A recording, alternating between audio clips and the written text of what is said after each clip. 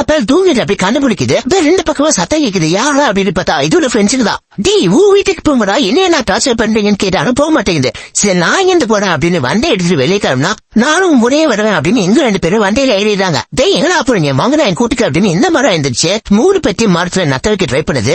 இந்த 2 பேர் மட்டும் தான் அந்த மரத்துக்கிட்ட மாட்டினாங்க. எல்லா ஜூட் அப்படின்னு அது வண்டி ஓட்டிட்டு கிளம்பிடுச்சு. டி உன்னை எங்க போனா விட மாட்டேன்டா அப்படின்னு இந்த மரமும் துரத்திட்டு இருக்கு. என்ன ஆப்பிள் வீட்டுக்குள்ள போறதுக்கு பிளான் பண்ணிச்சு. ஓ நீ அப்படி பிளான் பண்றியா, நானும் வருவேன்டா அப்படின்னு வேற வழியா அந்த வீட்டுக்குள்ள போகுது.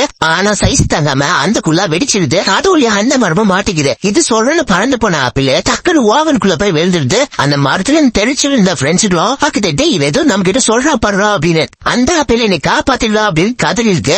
ஆனா இந்த பைப்ல டே அவன் நம்மள உள்ள கூப்பிடுறான் போல, வாரப்ப என்ஜாய் பண்ணிட்டு வரலாம் அப்படின்னு இந்த 2 பேரும் உள்ள போய் தாப்பை கூடிய கரைக்கு பொசிங்கிடுச்சு. என்ன மாதிரி என்ன சொன்னாலும் புரிஞ்சுக்காத முட்டா பையனுக்கு உங்க ஃப்ரெண்ட்ஸ் ஒரு ஹார்ட் அடிப்படி போங்க. பாய்.